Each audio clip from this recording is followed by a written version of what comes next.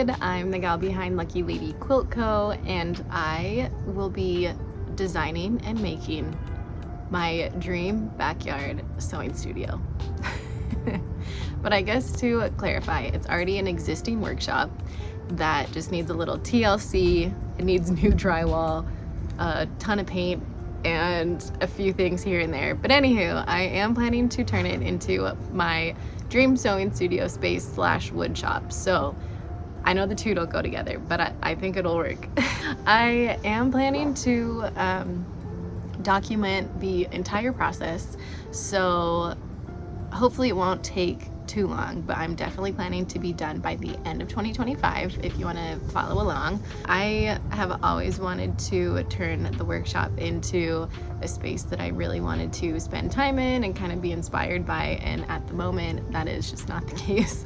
It's currently kind of like a storage / wood shop workshop in the backyard, which in itself has been absolutely great and I love it for what it is, but I do want to spend more time in there, so I am fully investing in a little backyard renovation. I did go online and I did a deep dive into different like inspo photos, and I came out with the idea that I want to do a kind of japandi interior design style.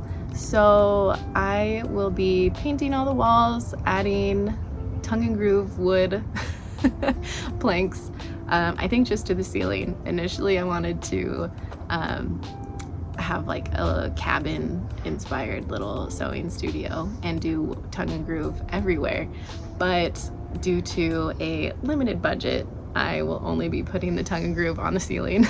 But yeah, I think it'll work out. There's definitely a bunch of grunt work ahead of me. I need to clear out all of the storage boxes and organize just all of the stuff that I have in there, move it into the garage, make it spider proof, and then I can clear everything else out, clean it, and then get to work on removing the plywood, putting in the drywall, doing the joint compound, sanding, painting, and that is just the beginning of it. So yeah, let's get started.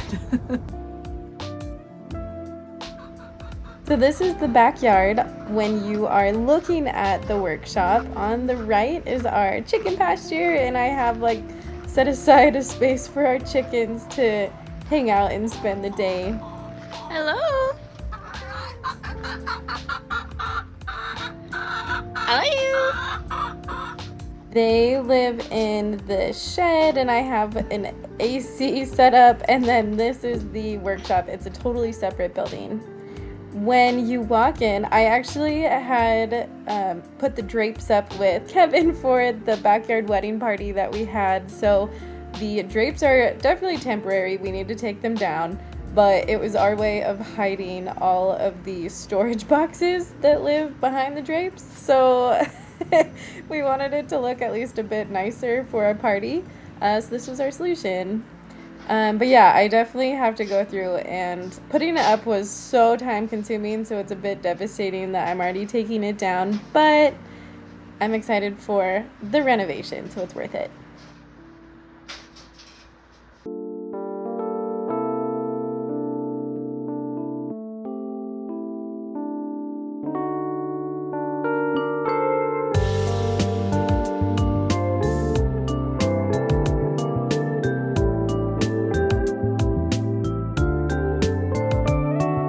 Okay, so this is day 2 of workshop cleanup, and yesterday I went ahead and removed all of the drapes from the ceiling, and then I also did it to our garage. So now that both spaces are cleared out, I'm gonna move all of this stuff, including the shelving, into the garage, so the garage is more of like storage, and then I can finally get started on like seating and all that fun stuff in here.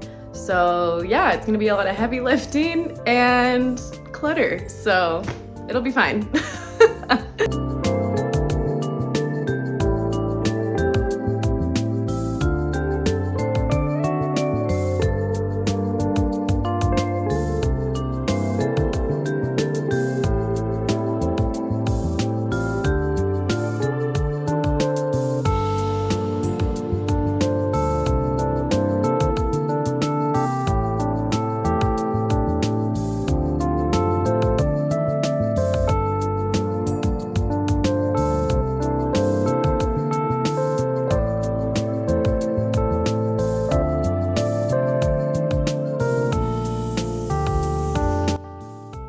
While I was taking down all of these boxes, I realized just how much clutter I actually have. But I decided the term I like to use for myself is a sentimental hoarder. I do plan to keep all of this. I'm just going to make it organized, and I will get rid of some eventually. But for the most part, I acknowledge that I do have a bit of a hoarding problem. But it's okay.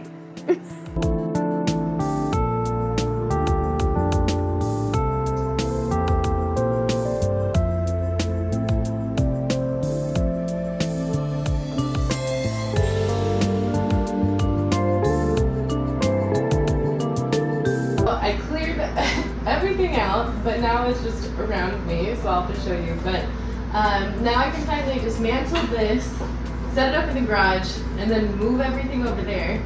But it was lightly terrifying. I did find a few spiders on the boxes I was moving, but I had actually found a black widow in here over the winter, which was concerning. So I think decluttering is the best thing I can do. So, I had actually, before I take it down, it's funny to note that this used to be like a makeshift chicken coop for the chickens. I had used it in the summer when it was like over 100-degree days and I didn't have the AC set up in their little chicken shed. So I put them in here.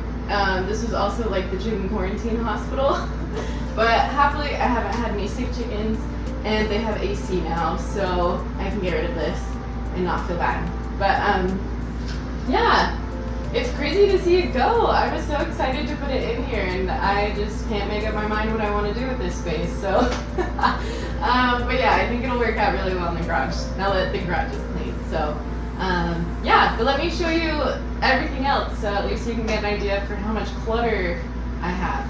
Okay, so this is the back of the workshop. I have stuff in all the cabinets and on the floor. And then this is the other side of the workshop. On the left, I'm gonna keep it woodworking. I need to move all of this in the garage, so wish me luck. As a nice break for myself, having moved all of the boxes into the garage and made it perfectly organized, I wanted to show you my backyard garden. We grew a ton of tomatoes, and I honestly give most of them to the chickens. We also grew zucchini, shishito peppers, strawberries, raspberries, pumpkins. But yeah, I do give a lot to the chickens. I just love them so much.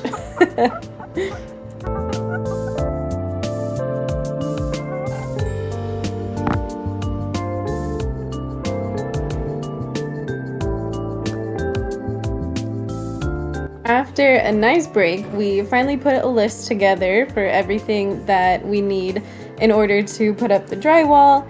And now we can finally go to Home Depot and buy everything. This is the first time I will be purchasing anything for this project, and I will do my best to keep tabs on what I do spend. So at the end of this project, I can give you kind of like a pricing breakdown. But yeah, these drywall boards were so heavy. I had no idea how heavy drywall boards are. Granted, I am relatively weak and need to work on my muscles. But we also picked up joint compound, outlet covers and new outlets for the workshop, and then I think that was everything that we picked up in this run. We did take a peek at the tongue and groove because I know that will be in our future for the ceiling. But overall, this was a quick trip to the store. My grandpa gave us this truck to use, and it has an 8-foot bed. I honestly don't think I'd be able to do any of the house projects that we've done without this truck. It's just come in handy for pretty much everything. So this is my little call out to the truck. I need to name it. Now that we have the drywall screws, joint compound, we can finally tear out all of the plywood siding that was in the lower half of the walls. And tearing out the plywood took a bit of time, and I should have worn gloves because there were definitely a few slivers that came out of it, but for the most part it was relatively easy. And then we just used the plywood as a template for the drywall where we needed to cut like outlet holes and whatnot. So we spent the day putting in the drywall, and then we put in so many drywall screws. I had no idea how many screws are needed for drywall building. It was pretty mind-blowing. So that took up pretty much most of the day. I also wanted to thank you guys, if you made it this far, for following along on our part 1 of our backyard workshop turned sewing studio rebuild. I am really excited for everything else that's in store, and I will hopefully be posting updates every couple of weeks while we build the space out. I really am trying to have it wrapped up by the end of the fall or winter, so hopefully these will be pretty consistent videos. But thanks again, and I hope you enjoyed watching, and we'll see you in the next video. Bye!